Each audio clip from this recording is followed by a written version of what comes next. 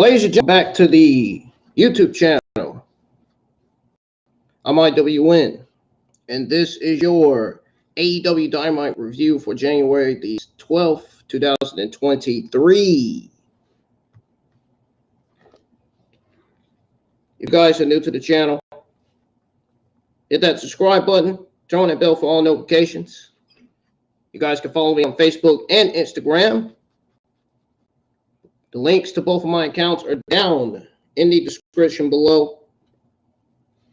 Be sure you go check out all the other content on the channel if you haven't. If you haven't checked out my Dragon Ball Legends stream, go check that out, man. I had a great time. That was my first time playing Legends, man. And if you guys haven't checked out my Monday Night Raw, AEW and NXT reviews from last week, check those out. Get those a thumbs up. I really appreciate it. We have some WWE and AEW Thursday afternoon news to go over after the Dynamite review. And to those of you that made it, thank you for joining me here. And to those of you that couldn't make it, well, I feel sorry for you. You should have on your notifications. You should always push the notify me button anytime my watch-alongs or reviews are scheduled so you don't miss any of this stuff. If it's important to you, if you care, if you even care to be here. I mean, everybody should be here in the live chat right now because for the simple fact that Dynamite was one of the greatest. We got one of the greatest Dynamite episodes of 2023.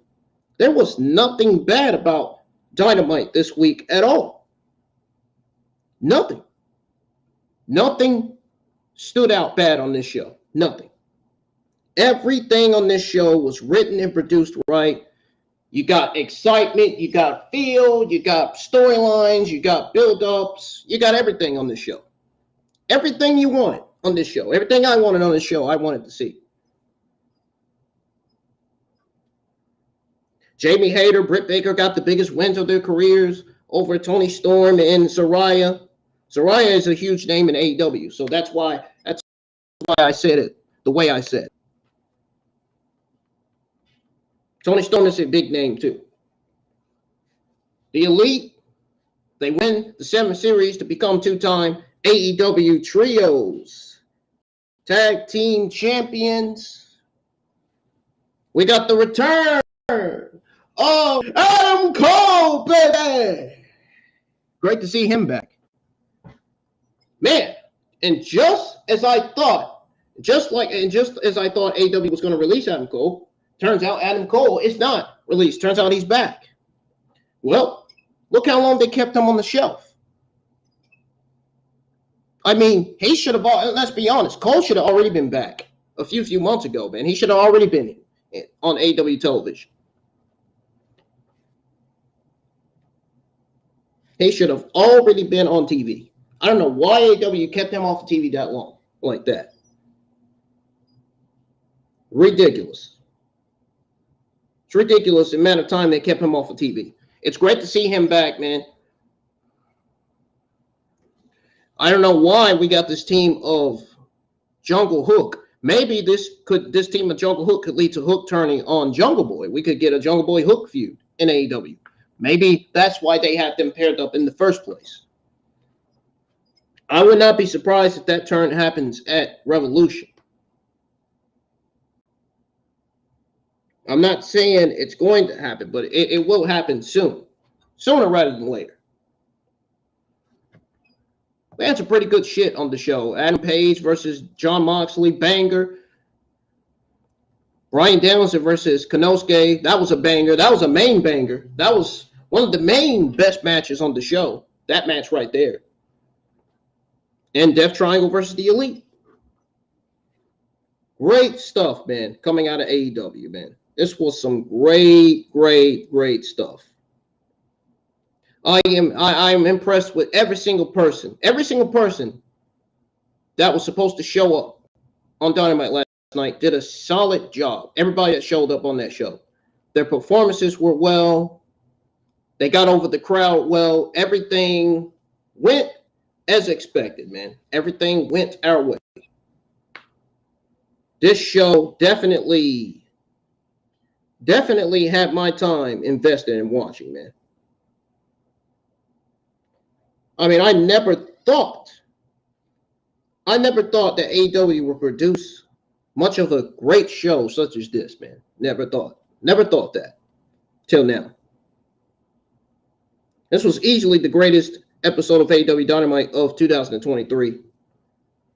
We're going to go over everything that went down on this show. And I'm going to give you guys my thoughts on all the matches that were booked for this show. And my thoughts on the Adam Cole segment.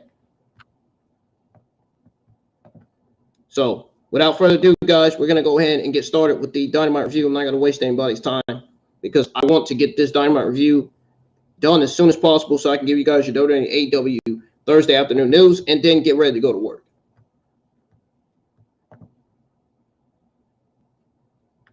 So, Dynamite this week started off with Jon Moxley versus Adam Hangman Page. So this is what happened with this match. So Adam Hangman Page silenced all doubters with an epic victory over Jon Moxley in the night's opening contest. So with the fans in Los Angeles, solidly behind him, Adam Hangman Page, this is what happened. So Adam Hangman Page fought through Moxley's attempt to exploit his various head injury. He absorbed everything thrown at him by the former AEW World Champion before engaging him in a strike-heavy exchange late. So we had a stunning Moxley. Page uncorked one last buckshot lariat to flatten his opponent and scored the pinfall victory. So my thoughts here, it was a hell of a fight between the two guys. They didn't like each other clearly, with some jaw-dropping physicality. The last lariat appeared to have broken Moxley's nose, adding to the theme of the match, pretty much. Page needed the win here. After way too long, he earned a signature victory over the hottest star in pro wrestling in 2022. Where this takes him moving forward, well, that remains to be seen. That remains to be seen, man. But he can now begin to rehabilitate a character that was hurt by the creative provided him a year ago. So that's the good thing about it. And a couple of notes here that I want to bring up. As far as Moxley goes, as far as his energy, the energy Moxley brought to the arena made him a perfect candidate to kick off any show. We know that. Moxley also delivered rights, then stomps to the head of Page as the referee warned Hangman to protect himself or he would stop the match. And then we saw Adam Hangman Page unleash a series of hard-hitting lariats. Moxley taunted Hangman fans with a double middle finger salute. The competitors engaged in a late match slap fight that gave way to the finish, which was great. Man. What a hell of a match between Jon Moxley and Adam Hangman Page. Some people consider this as another one of the best matches that AEW Dynamite's produced. But, I don't consider this the greatest. I agree. This is one of the best matches Dynamite that Dynamite's ever produced. It's not the greatest. It's not solid by any all means, but, And I don't know if you guys noticed, but also the right side, or should I say the ring side area, was updated with signage similar to the new look stage. I don't know if you guys noticed that or not. Now, You guys weren't sure, and I wasn't sure if it wasn't ready for the debut last week or if they to make changes. You know, I'm pretty sure you guys like that fact that they fresh up the overall look rather than just the stage area itself. I wanted to mention that too.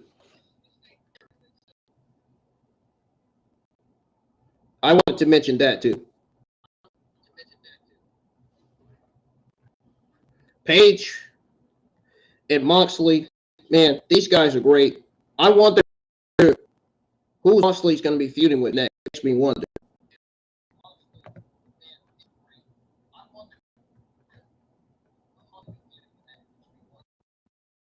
I wonder who's Moxley going to be feuding with. I wonder. I really do.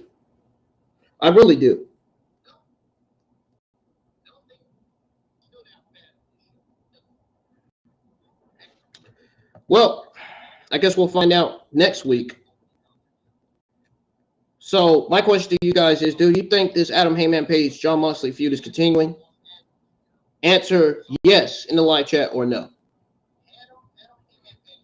Now we're going to move on here. We're going to move on to the next thing here. Excalibur and Taz spoke about Moxley being walked to the back by the trainer. And to think that people are not a big wrestlers no selling big moves. I mean, oh my God. Taz said Moxley took a lot of shots to the head. And he said he hopes that Moxley's okay. That's why I said the way I said. That's why I said it, guys. Now, to be fair, also in this match between Moxley and Adam Hangman Page, Moxley did sell the dead eye, only on delay. You know what I mean? So, Tony Schiavone stood in the ring and said he takes no pleasure in welcoming the next guest. Adam Cole made his surprise return to a great crowd.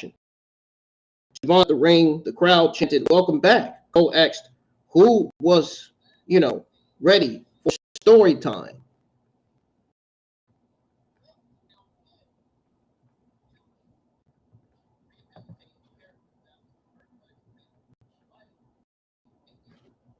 So, yeah. It's great to see Adam Cole. He cut a great promo. Cole said he had good news and bad news. He had some good news, bad news. He said that that's happened over the last few months. He has a new appreciation for pro wrestling, and he spoke about missing the fans and how he missed being at the show. Cole said he had a shoulder that was torn to shreds and he suffered 2 back-to-back head injuries. I do remember hearing something about that in the news a few weeks ago. Cole said he was visited multiple times each week. He spoke about having dizzy spells and said he would vomit if he was in a car for more than 15 minutes. That's true. That really happens to some people in life. He recalled getting up in the midnight and pacing and forth. He said Baker would wake up and ask him what was wrong. Cole said he told with a tear in his eye that he didn't know what was happening to him. Cole said the fans didn't know what was happening, and yet they were there for him. He recalled reading positive messages from the fans. Cole said pro wrestling is a give and take situation. Cole said the wrestlers gave everything they have in the ring, and in return, the fans gave them appreciation. Cole said he's given the fans nothing for 6 months, and yet they were still there for him. Cole thanked the fans who then chanted his name. Cole said it was time for the bad news. The thing is, the bad news is not for me. The bad news is for the AEW locker room. Because Adam Cole is back. I'm not going anywhere. My career was over. I thought for sure I was finished. Instead, I stand before you today saying, wait, I ain't done yet.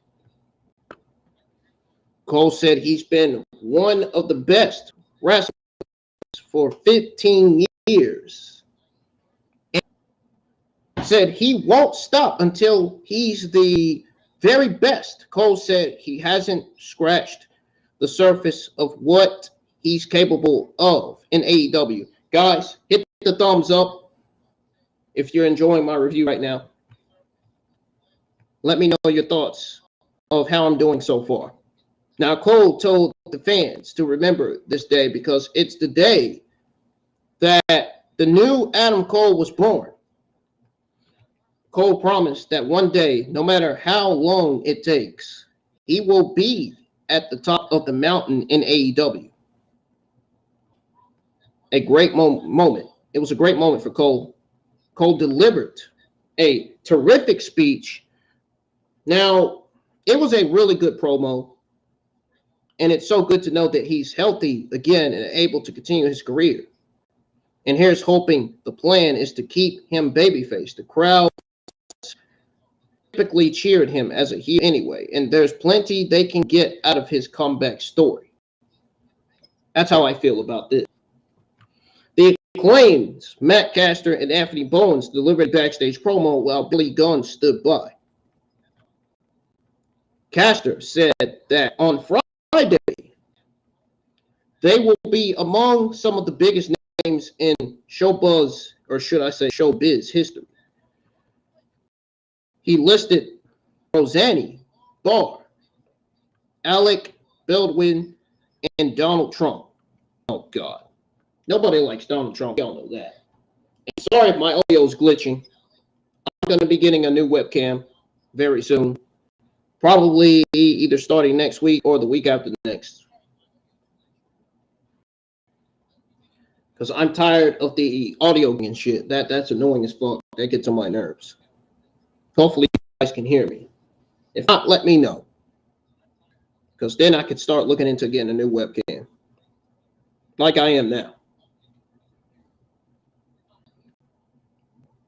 Now, Anthony Bowens cut him off and announced that they have been chosen to have their stars placed on the Hollywood Walk of Fame.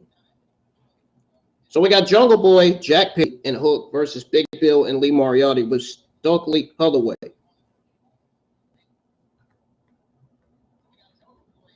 The entrances for both teams were televised.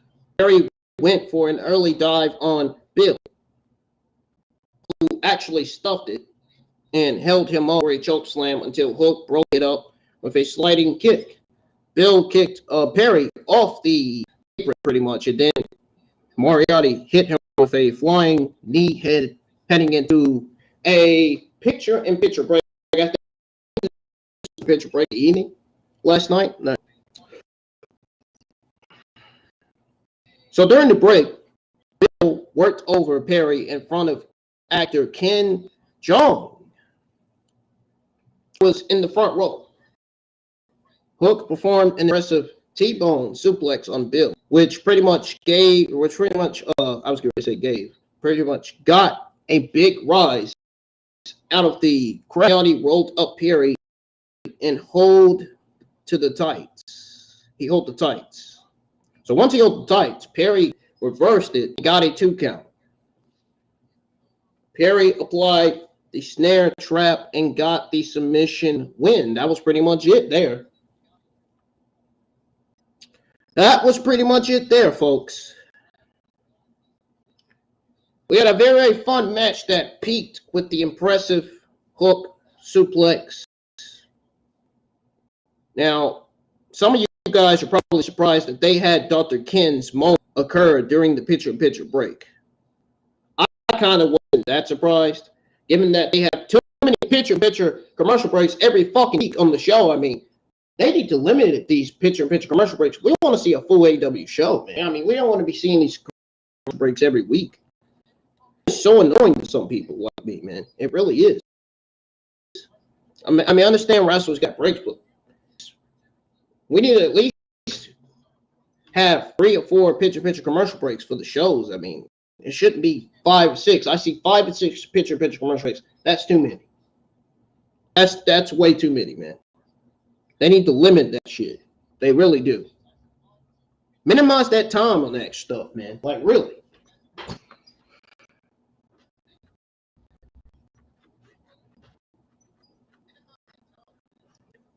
A fun match that peaked with the impressive suplex.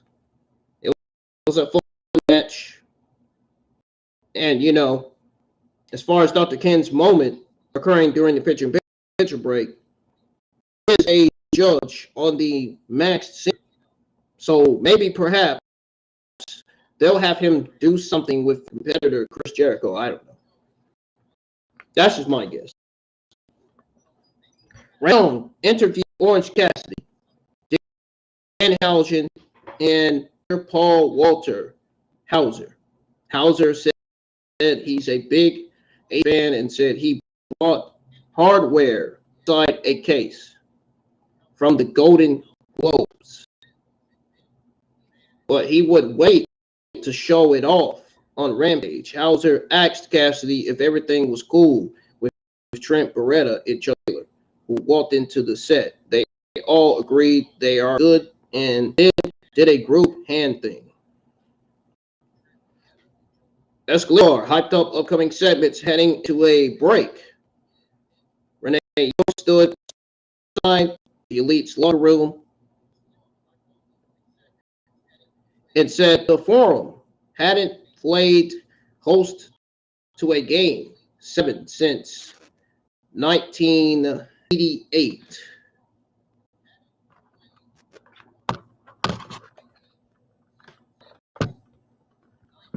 When the Lakers, the Pistons, I wasn't even around that time, but Escalade hyped the AEW title match as the show's main event. Konosuke made his entrance for his match against Bryan Danielson. MJF made his entrance, headed to the ring while dressed in a suit with the AEW World Championship belt around his waist. MJF received a loud mixed reaction with some fans chanting his name. MJF said he knew the fans in LA are not very bright, but they like okay. MJF started by saying whatever he said to Takeshita, then asked if his name is Takeshita. That's a oh man, I kind of had a laugh at that a little bit in the inside.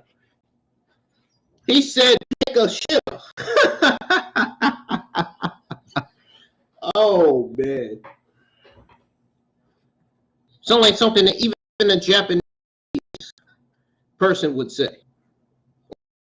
A Chinese person. Anyway, MJF told him to try not to take one in his pants because he needed him to win the match. MJF asked if he understood what he was saying. Konosuke spoke in Japanese. Wow. And I thought Danielson was a bad public speaker, MJF said. MJF told Konosuke that around here we speak American. Konosuke translated his line from earlier as kiss my ass. Referee Aubrey Edwards had to get in between MJF and Konosuke. MJF had Edwards take Konosuke to ringside and then delivered a promo. He said some fans don't think he can go an hour. He told those fans to ask their mother, sister, and girlfriend just how long he can last. MJF said he's the real Iron Man of pro wrestling because he is all about pinning shoulders on mats and banging rats. MJF asked if he offered, or should I say offended the fans. He asked if he offended the fans. He asked if they really like Bryan Danielson. MJF said it makes sense because they are irrelevant, just like Danielson. MJF said there were celebrities in the house. He pointed out Ken Jeong, who gave him a mean face. MJF recalled Jeong's role in The Hangover and noted that it came out 20 years earlier. He also brought up his Dr. Ken show, ABC, and then acted like he just remembered it was canceled. MJF pointed out Freddie Prinze Jr. in the crowd and said he remembers him best for playing a sporting role to a CGI talking dog. You ain't nothing but a Scooby-Doo douchebag. He said you ain't nothing but a Scooby-Doo douchebag. That's what he said. How funny is that? Anyways, MJF said that there won't be a 1-hour Iron Man match because Danielson would let the fans down. MJF set up his closing line, but Danielson made his entrance, and MJF ran to the stage and then headed to the back. He ran like a scared 3-year-old bitch. MJF did. No offense, no homo, but you did. No homo, no offense, MJF. A fun promo from MJF. He roasted the celebrities. I liked how he roasted the celebrities. He did a good job with his promo, though. He was an all-out heel while he dealt with Konosuke and Danielson. I like the story that MJF wants something to do with the Iron Man match. I really do like that. It's really great. It really is. Now, we got Danielson versus Konosuke. This was another banger here. Bryan Danielson and Konosuke were scheduled for a show-stealing one-on-one encounter last night on Dynamite. MJF could not stop himself interjecting early with a pre-match promo. But, as I said, Danielson ultimately interrupted the AEW World Champion and proceeded to take the fight to Konosuke, which ensued. It was a brilliant wrestling bout that, seemingly put over the intensity and motivation of the prospective #1 contender and the tenacity and resiliency of his young opponent. The American Dragon shook off what appeared to be a potentially serious knee injury to stomp at Konosuke, then submit him to the wrangle stretch. A nice ode to his mentor and a man at the center of his feud with MJF. The expectations for this match were lofty, or should I say lofty, actually, due to the quality of Danielson and Konosuke's work. They lived up to them. It was a hard-hitting and featured some great sequences and reversals en route to the finish that saw the right guy go over, not without effectively establishing his opponent as a star of the future. If Danielson is going to be consistently producing bangers like this,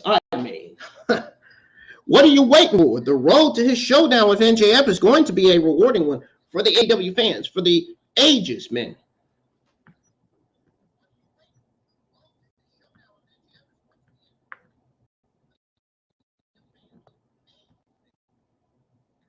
Moving on, folks. Danielson's win. As he watched on a backstage monitor, Danielson raised Konosuke's hand and then posed on the ropes once Konosuke exited the ring. So, Juice Robinson was interviewed by Renee on a backstage interview set. He said he was in AEW to kick ass and win championships. Juice Robinson challenged Darby Allin to a TNT title match for Friday's Rampage. We got AEW World Women's Champion Jamie Hayter and Britt Baker with Rebuild versus Saraya and Toni Storm. This was a great match as well. This match was a banger as well. It stole the show too. All of the entrances were televised. And then we got a loud chant for Hater from the AEW Los Angeles, California fans. All the entrances were televised. Hater started this with Storm. Saraya checked in and threw several knees at Hater before yelling. "This is my house," says Saraya. Hater rallied, suplexing both opponents. Seamlessly. Storm was booed by some in the crowd when she put Hater down and kicked her a couple of wide. Booed. I didn't understand that. That part kind of confused me a little bit. Was I the only one that was confused by the boos that Toni Storm was getting in the arena last night? Baker ended up pulling Storm off the apron and into a neck breaker. Hater ran Saraya into the barricade. Harushita walked in hand while Baker worked over Storm inside the ring, heading into a partial picture-in-picture break. So then, after the picture-in-picture break, Saraya escaped an air raid crash attempt by Baker and then threw a knee at her head before covering her for a 2 count. Storm tagged in, performed a hip attack on Baker, which led to another 2 count. Storm put Baker in a Texas cloverleaf. Baker ran in, broke it up by booting Storm in the head. Later, Hater and Storm traded elbow strikes in the middle of the ring. So then they end up hitting seriously strikes. They ended up hitting major strikes that put both down. Rebuild climbed onto the apron, bickered with the referee. Crew missed the shot of Sheeta tossing her kendo stick into the ring. Baker picked it up and hit Storm with it. Hater put Storm down with a short arm clothesline and pinned her. After the match, Sheeta sold it as if she didn't intend to have Baker use the kendo stick. The heel celebrated in the ring. And that was pretty much it. Saraya's first match on Dynamite should have felt bigger. I'm not gonna lie. I'm not gonna leave you guys there. But as you guys noticed, I'm not sure you did, but Harushita took exception to Saraya, deeming Toni Storm the best wrestler in the world a week ago. Her presence at ringside ultimately led to a downfall of her associates. So, late in a wild, highly competitive match, as you all know, Sheeta slid her trademark kendo stick into the squared circle only for Britt Baker to use it on Storm, leading to victory for her and AEW World Women's Champion Jamie Hayter. There were so many people expecting Mercedes Moné since she was going to show up. Give me a break. She's not falling for it. I think Mercedes Moné feels like AEW is going to do her the same way WWE did her. That's probably why Mercedes Moné didn't make her AEW debut in the first place. But despite that, there were so many people expecting Mercedes Moné to make her AEW debut that it hung over this match like a dark cloud. The crowd was red hot for Hayter, but the reaction to the match and the hard work of the women involved was hurt by the anticipation for a moment that never came. Now, I will say it's kind of a shame because the story of Sheeta being so determined to help her friends and provided her value to Saraya only to accidentally lead her to defeat was really well done and will lead to a full-fledged heel turn for the former women's champion down the line. I said this last year. I said at some point, Harushita is going to turn heel. I said it. Said it last year. You guys heard me say it last year, didn't you? At some point, Shida is going to turn heel. And I think that's exactly what's going to happen to Asuka when she comes back to WWE. Now, this didn't need Monet because everyone here delivered a really solid match, which was enhanced by the storytelling. I don't think this needed Sasha Banks at all, to be honest. I'm just throwing it out there. Now, as far as the Jericho Appreciation Society segment goes, we are only a few days into 2023, and we already have a candidate for the Rush Promo segment of the year. The Jericho Appreciation Society were celebratory as they took to the squared circle for a promo segment.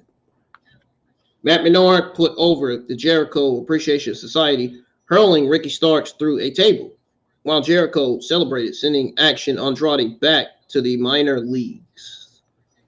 Except he didn't. The babyfaces interrupted, and one of the worst back and forth ensued, with none of the usual strong talkers elevating a segment that appeared doomed from the start. Andrade across as particularly likable. Starks fumbled his words a couple times, and the most memorable line came courtesy of Jake Hager. It was a invective segment that we could have been sparred had they shot a quick backstage promo to set up Starks versus Hager for next week. That's all I'm going to say to that.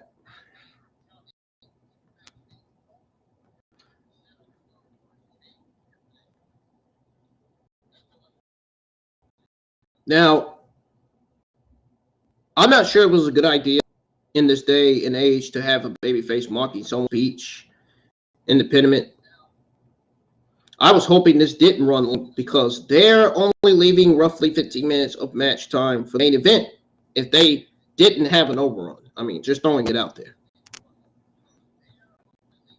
Speaking of the main event, we have Death Triangle versus The Elite. In the latter match, in the deciding match of the best of 7 series for the AEW Trios titles, the Elite easily won and became the 2-time AEW Trios Tag Team Champions. Now that they're the 2-time AEW Trios Tag Team Champions, now they'll be able to get a feud with House of Black. Only time will tell when this feud will happen. It will probably happen either next week or next month, possibly. But be looking forward to the Elite feuding with House of Black. You know it's going to happen. It's going to happen. Whether people like it or not, it's going to happen. I would love to see a feud like that on television. I don't mind seeing a trios match between the Elite's Kenny Omega, Nick, and Matt Jackson, and Aleister Black, and Brody King and Buddy Murphy of House of Black.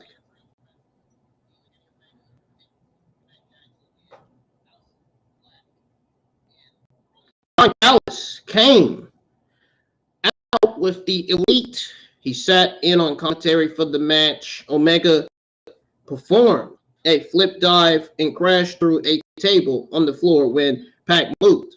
Matt went up top, dove onto Pac to put him through another table, heading into a picture-picture commercial break. The broadcast team said they would stick with the match no matter how long it took. Matt backdropped Penta into a ladder that was bottom rope. Phoenix formed a Hurricane Rana that put Nick off the top rope onto the same ladder. A Fight Forever chant broke out. Omega reached for a ladder. Pac stomped the ladder with Omega's hand between the two sides. Pac set up the ladder and made a play of the belts. Omega returned to the ring, stopped him.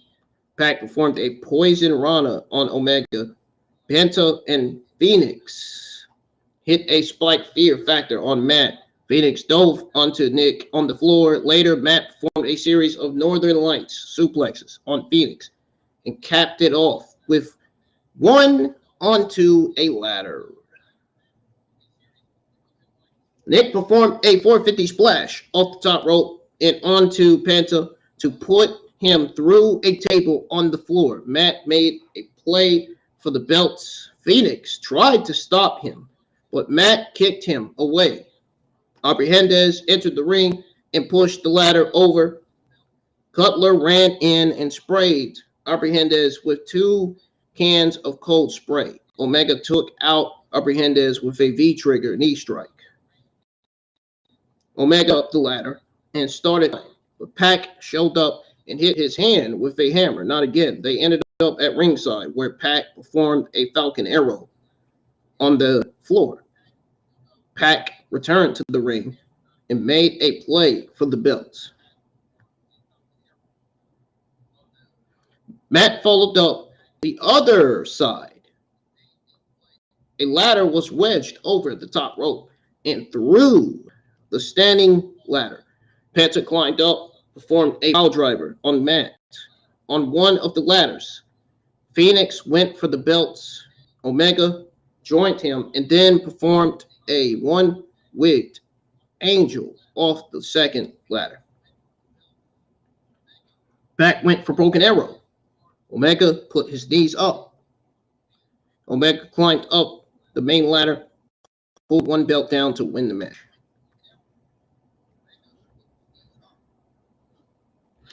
Escalabar said, we may never see another best of 7 series like that one, and then congratulated the Elite members.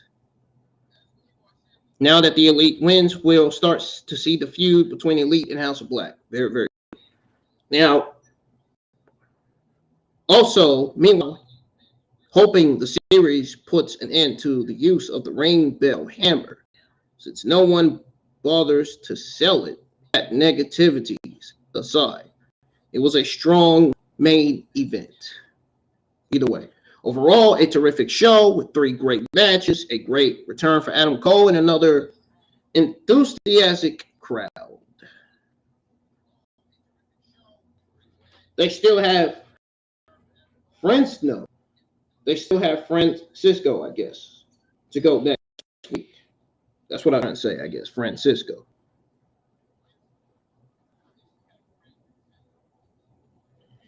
But, you know, it was a great show, man. Easily one of the greatest AEW Dynamite episodes of 2023. I said it at the beginning of the review. This West Coast run will be remembered for some of the hottest crowds that AEW has played to. Period, man. Period. Well, ladies and gentlemen, that's going to do it for your AEW Dynamite January 12th, 2023 review. If you guys enjoyed it, hit the thumbs up. Let's get a lot of likes on the stream. Minimum for this review. Let's get a lot of likes on the stream for your WWE and AEW Thursday after. We're going to go over here in a bit. I'm going to take a 5-6 minute break. I'm going to go. I'm going to try to go get washed up here for work. Come back. We're going to finish. Go ahead and go over your WWE AEW Thursday afternoon news real fast, and then get off and get ready to go to work.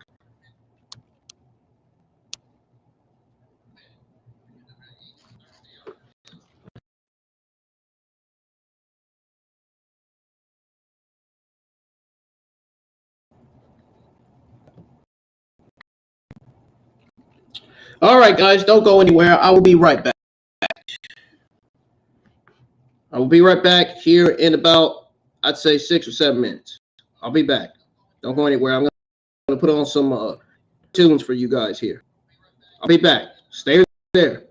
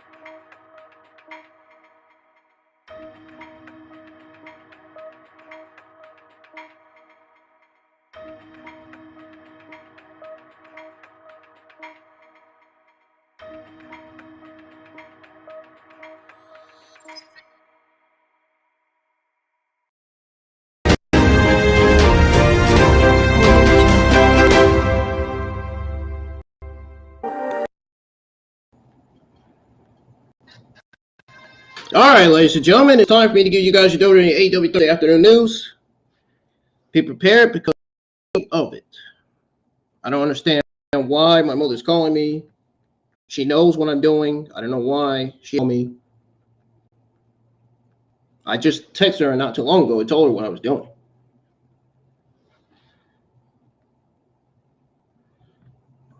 Now, as I was saying,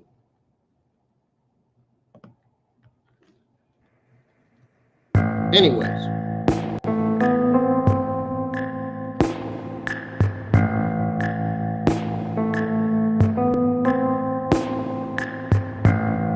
so we're going to start with your news on WWE planning to sell the company before negotiations new TV deal. This was the original news from a few days ago that I want to go over with you guys. This news was seemingly shut down, and all the other news on Vince McMahon and the sale to Saudi Arabia was shut down, and people are saying it's not true. The sources, even the sources in the community are saying that it's not true. So apparently, the actual report, the update on the news on the sale to Saudi Arabia was debunked. The news on that was debunked for some reason, from what I was told. I don't know why news like that would be debunked.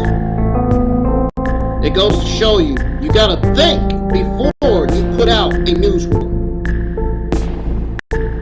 These fucking journalists and podcasters, they need to think before they put something out. They need to think before they actually put news out. They really do. No shit. They know exactly who I'm talking about. They know exactly who I am talking about. You can't just fucking put something now and then another report comes in saying that it's false. You know what I'm saying? It's ridiculous. It's ridiculous. It really is. It really is, man. Not even joking. So originally, WWE planned to sell the company, negotiating a TV deal. That was the original news. I'm trying to find it so I can go over it with you guys. I don't know where the heck it is. I can't seem to find it.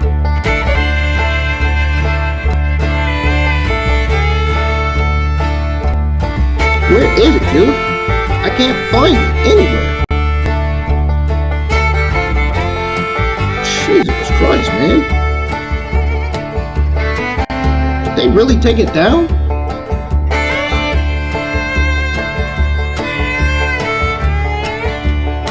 Anyways, guys, I'm just gonna go over the news that I have received from my sources. I'm not even gonna go over that news. I'm just gonna see it. I can't fucking find it nowhere. Look. I can't find it, dude. I can't find it! And the fact that I can't find it is pissing me off.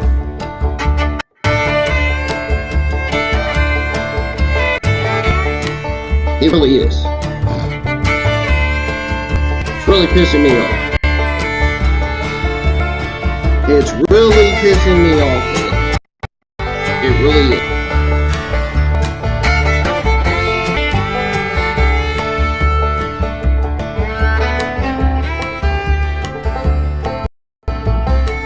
Trying to find it. Where is it? What the fuck?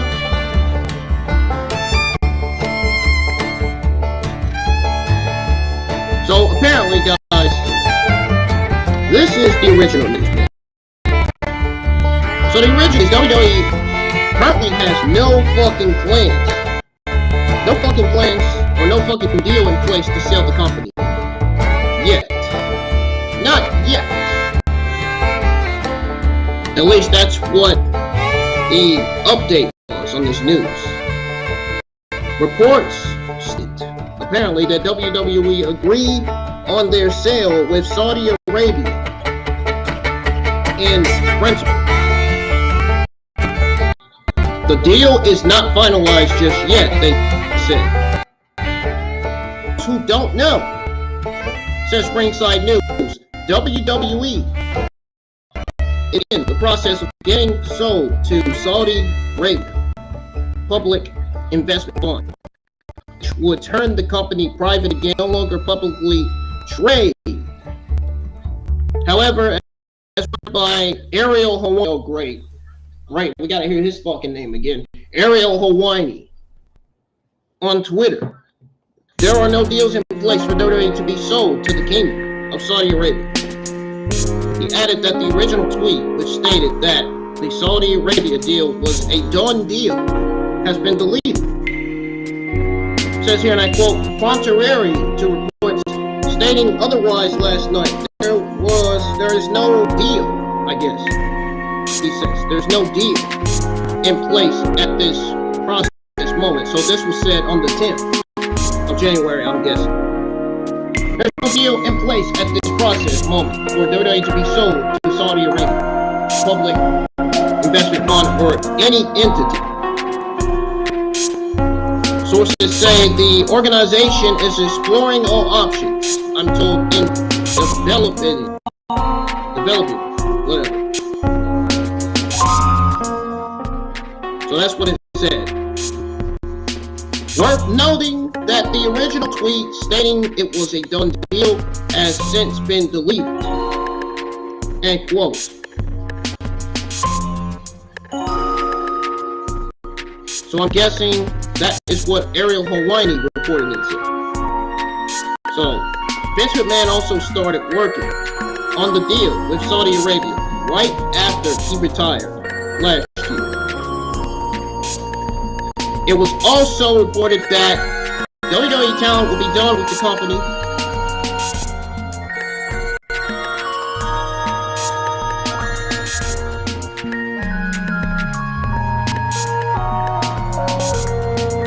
That's what I was told, guys. That's what I was told. I don't know why I was told this, but while WWE may not be any concrete deal to be sold, that can change at any given moment. We'll have to see if they will actually happen soon or not. I doubt that won't happen. It probably won't happen. It probably won't happen. These podcasters and journalists do really need to think before they report something, man. They really do. These lame-ass journalists and podcasters, man. What's y'all's take on this situation with WWE?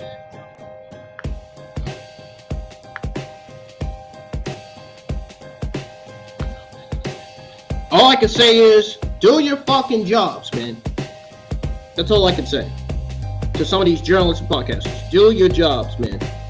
Don't fail the internet wrestling community on as far as giving reports, false reports that are not fucking true. Stop giving infactual, incompleted information, man. We want the actual information. We want the legit news, not no fake news. That ain't what we want. That's not what we want. I'm sorry, dude. It's not what we fucking want.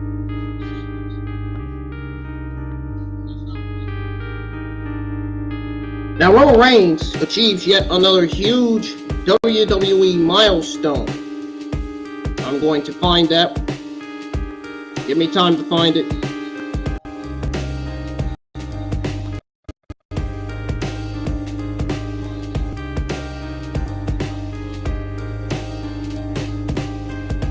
Oh, my mom should come home and start running her mouth. I don't want to do that.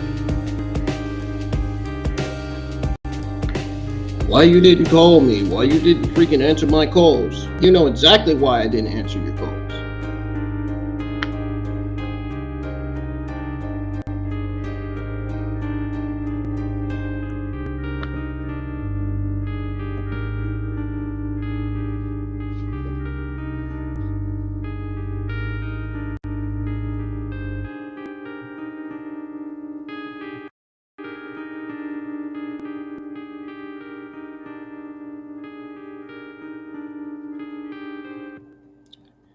I think I've almost found it, guys. Hold on. These fucking articles, man. It's unbelievable. Way too many articles. Way too many articles, man. There it is. So, I found it, guys. Finally. It took me freaking 5 minutes to find it. Roman Reigns has been on the return to WWE years ago, as he went on to become the undisputed Universal Champion. Tribal Chief has decimated every single opponent who stood before him, and continues to have an inspiring reign as the champion. In fact, it seems he has achieved yet another huge milestone in WWE. The head of the table has been a champion for well over 2 years now. His utter dominance continues to inspire many people. As of January the 9th, 2023, Reigns has done something very few people have been able to do already. Roman Reigns is now the third longest reigning WWE champion in history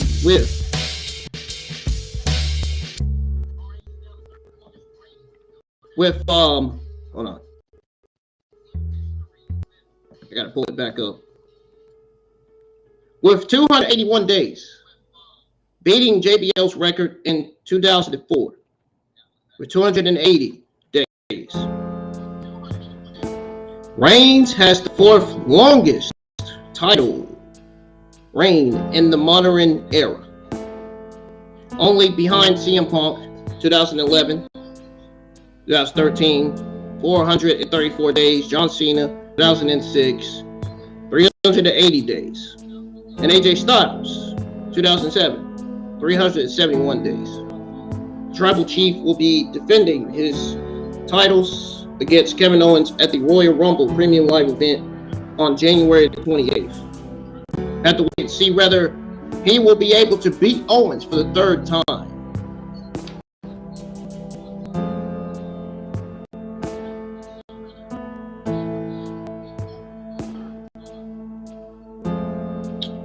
Why does this keep reloading like this, man? I hate this. Why did Ringside News have to make these reloads and articles so difficult, man? I really don't understand.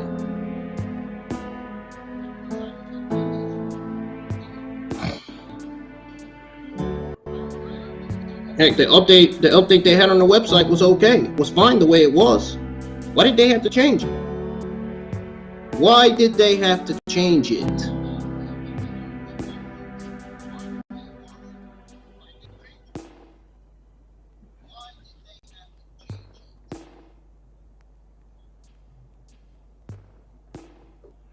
Chelsea Green resigned with WWE this week, guys. I don't know if you knew.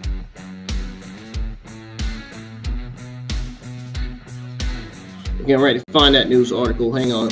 Trying to find it. Wish they would have did a better job with this website.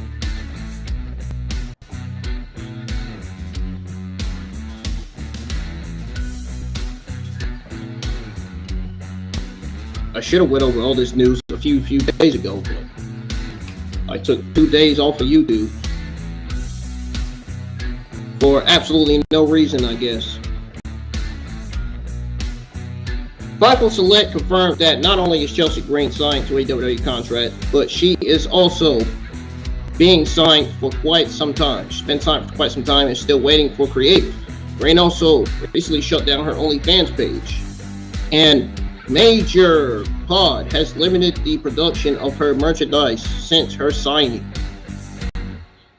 It says here, and I quote, although she hasn't popped back up in WWE as of yet, Fightful is told that not only Chelsea Green signed to WWE, she has also been for quite some time and is still awaiting creative. We've asked her to confirm personally a number of times, but that won't happen for obvious reasons. Green shut down her OnlyFans page recently. Major Pod had to limit the production of new Chelsea Green merchandise as a result of her signing for Fightful Select. And quote, there has been Many speculation that Matt Cardona could be heading back to WWE. However, Fightful Selects now confirmed that Cardona is not signed to the company yet. But it shouldn't be ruled out in the future. With the Royal Rumble around the corner, WWE may be looking to have Chelsea Green return during the Royal Rumble match. Have to wait to see when Chelsea Green makes her WWE return.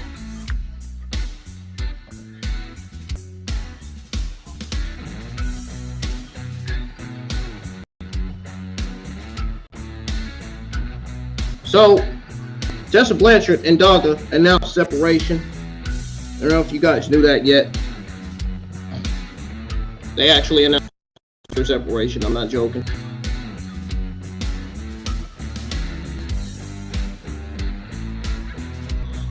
And WWE has plans for Edge for upcoming premium live events. And also, Kevin Dunn was accused of trying to bury Solo Sikoa. I saw that news. That news shocked me right there. It sounds to me like that news is legit. It doesn't look fake.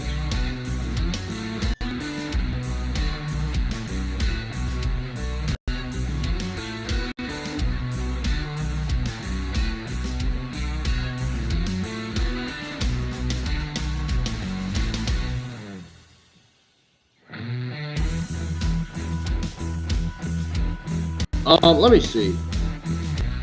I'm trying to find that news article on Tessa Blanchard and Daga. I'm trying to find it. I don't know where it is, but I'm trying to find it. This freaking website is getting my nerves, man. I don't know why they had to change the update on this website to where I have to scroll all the way down to find the articles. It's aggravating.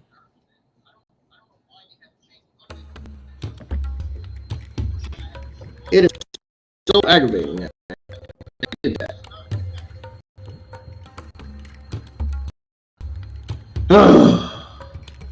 I hate doing this. It's wasting my darn time. I hate doing this.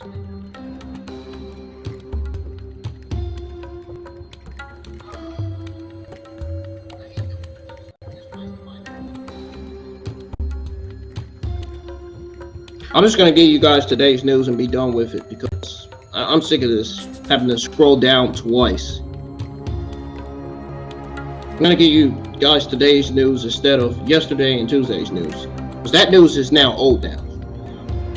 You guys want to hear the good news, the today's news. So I'm just going to skip yesterday and Tuesday's news and give you guys today's news and be done with it and get out of here. Because I have to go to work. I ain't got time for this shit. I ain't got time to be fucking going over the news from January the 9th. I don't got time for this. I don't got time for this. I don't care what anybody negative has to say in this chat. I don't.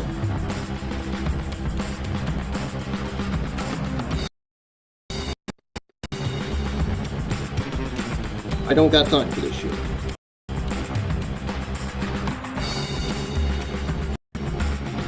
I really don't have the time for this.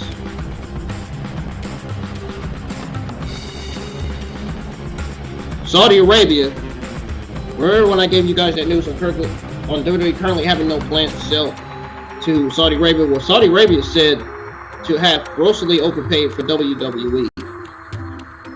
During Fightful live stream, Sean Rossap reported that there is the possibility that Saudis had gracefully overpaid if one considers the competition they were facing. Other companies were interested in buying WWE, including Fox, Comcast, Apple, Netflix, Disney, and Amazon, as previously reported. WWE has agreed to their sale with Saudi Arabia in principle. That's what they said yesterday. That is what they said yesterday. Now, I want to know why Stephanie McMahon resigned from WWE if she knew that Vince McMahon was coming back as executive chairman. I think it's safe to say that Stephanie McMahon, the higher-ups and shareholders, were the ones that voted Vince McMahon in. So if they did, then why would the shareholders resign if they voted Vince McMahon in? It doesn't make sense to me. It doesn't sound right. It seemed like they would all vote Vince McMahon out instead of voting him in. Why would they vote him in? Why? We don't need Vince McMahon there. Get him out. Get him out. We don't need him there.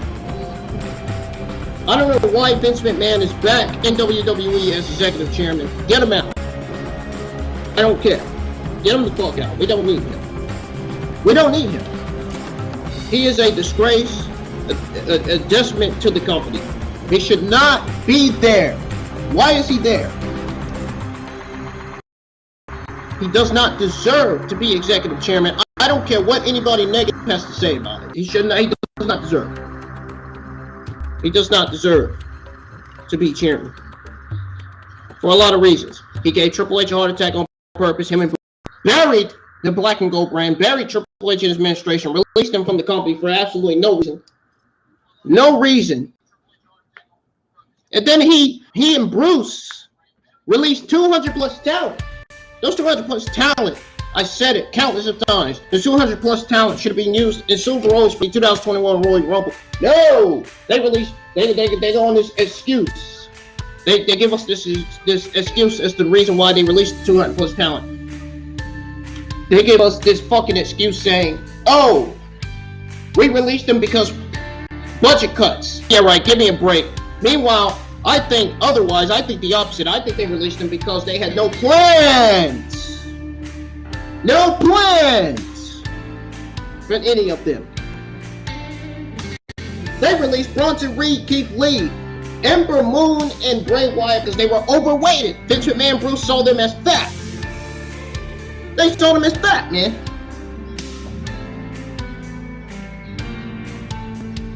Can you believe it? Look what they did to Andrade on TV. Why do you think Andrade is not there? Why do you think Aleister Black's not there anymore?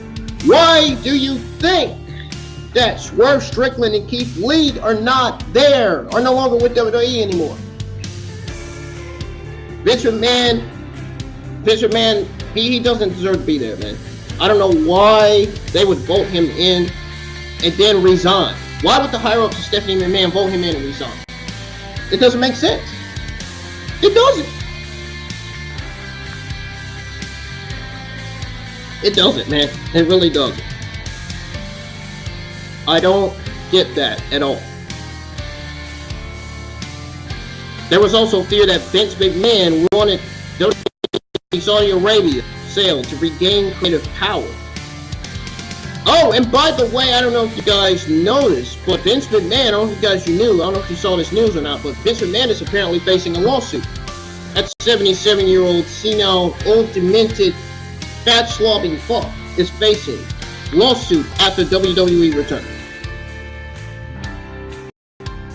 Vince McMahon reinstated, which that had me so freaking angry. I about wanted to throw something out my room window. Vince McMahon was officially reinstated to the board of directors with him. He brought back former WWE presidents Michelle Wilson and George. McMahon removed Leons and Dylan and Speed and Wexler from their positions. Vince McMahon on the 10th regained control of the company's board of directors as the executive chairman of WWE after Stephanie McMahon's resignation. Unsurprisingly, the pro wrestling world simply could not believe this happened. They were not happy about it at all. They weren't as I was unhappy. I was more unhappy about it than they were, to be honest. According to Bloomberg Law, Vince McMahon is now facing investor litigation or whatever over claims that he pushed aside the board to illegally install himself as chairman. A shareholder sued McMahon in Delaware's Chancery Court, where he accused McMahon of using his 81% voting control to remove 3 board members, replace them with loyalists, and push them through bylaw changes that would impose his will on the board in WWE. According to the proposed class action, McMahon timed his return to seize control of upcoming negotiations over WWE's expiring media nights, or should I say rights. the lifeblood of the business he was accused of, forcing his way back to leveraging a threat to withhold support for any deal reached without his participation.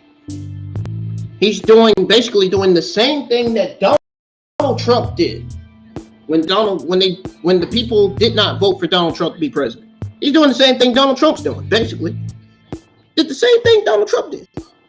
Wouldn't be surprised if the McMahon fans invade and riot the WWE headquarters. Wouldn't be surprised if that happens.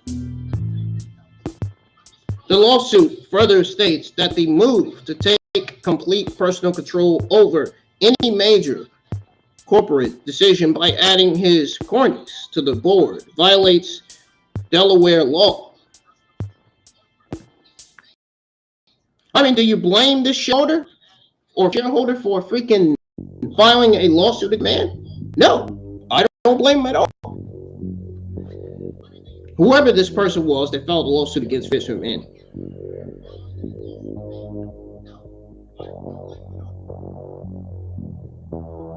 The board members resigned because they didn't agree with Vince McMahon's return. I don't blame him. I don't blame him, man. And there's news on Shane McMahon's role in WWE amidst Vince McMahon's return.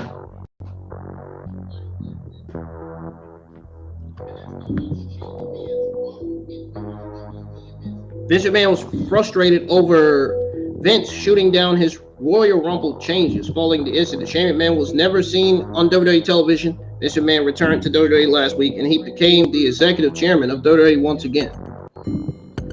In the company's latest CEC filing, the company disclosed that Shane was retained by the company as an independent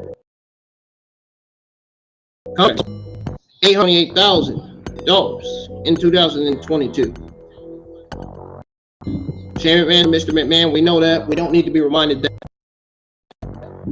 Shane was an independent contractor performed by the company and received an aggregate of apparently $828,000 in connection with such services, it says, end quote. It is unlikely Shane McMahon will be seen on WWE television anytime soon after what transpired last year. Regardless, why did I say Stephanie? Shane McMahon has a lot of things he can do outside of WWE, and that's all that matters to him. Now, what is y'all's take on this story? Let me know. WWE is looking to sell company by the middle of the year.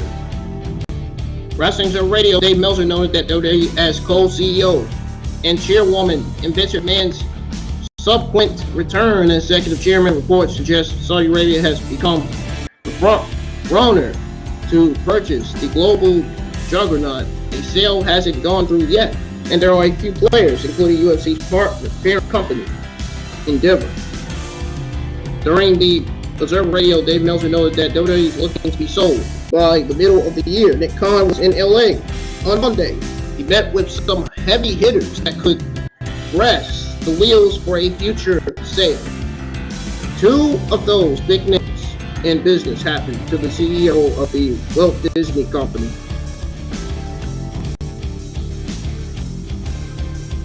It seems other business giants are considering a WWE purchase. Vince McMahon might consider that, however, with his past relations with the Kingdom of Saudi Arabia, his agenda to regain creative control and make WWE a private entity, Vince McMahon has a few options, including Saudi. Nobody cares, to be honest. Do you guys think Saudi Arabia will indeed purchase WWE? I hope to God not. I hope to God they don't. That would be a complete disaster for WWE if they have Saudi Arabia purchase their company. A complete disaster from the word go. Even Gunther is not interested in the reports about WWE selling the company. It's so bad that even Gunther himself is not interested in this news. Even Gunther's not happy about it. So that's how you know this news is legit and real. And there are spoilers on WWE's plans for several Royal Rumble returns. According to a new report from PW Insider, Edge is penciled in to make his return to the company at the Royal Rumble event. It was not noted exactly how the rated R superstar will be used. Since we've been asked about his potential return for some time, he says, and I quote, PWInsider.com is told that Edge is penciled in to return at the Royal Rumble pay-per-view. Now, it was reported that Beth Phoenix is also slated for the Royal Rumble. Her return to WWE could really shake up the division if the company can keep her around either way. She could certainly help Edge combat the Judgment Day and their Rhea Ripley brawl. Beth Phoenix Edge's returns are only the start. It was also noted that Doudrop is slated to be at the event. And I quote, the world they're making the rounds at TV this week was that Doudrop will be back around that time as well. Returning to the Raw brand, she noted recently online that she's been away for an extended period due to an illness. It was noted that Logan Paul is absolutely being talked about in regard to an appearance at the Rumble as well. As long as his knee is rehabbed, he's ready to go. Obviously, Logan Paul's recent scandal doesn't phase WWE's plans. Guess we'll have to see how it all goes down when the Rumble takes place.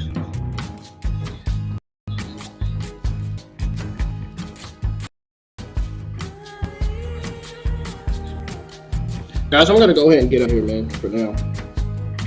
I will be on here tomorrow. I'm not going anywhere. I have to get ready to go to work right now, so I have to go. If you guys enjoyed my AEW Dynamite review, thumbs up, subscribe to the channel if you're new. We are on the road to 600.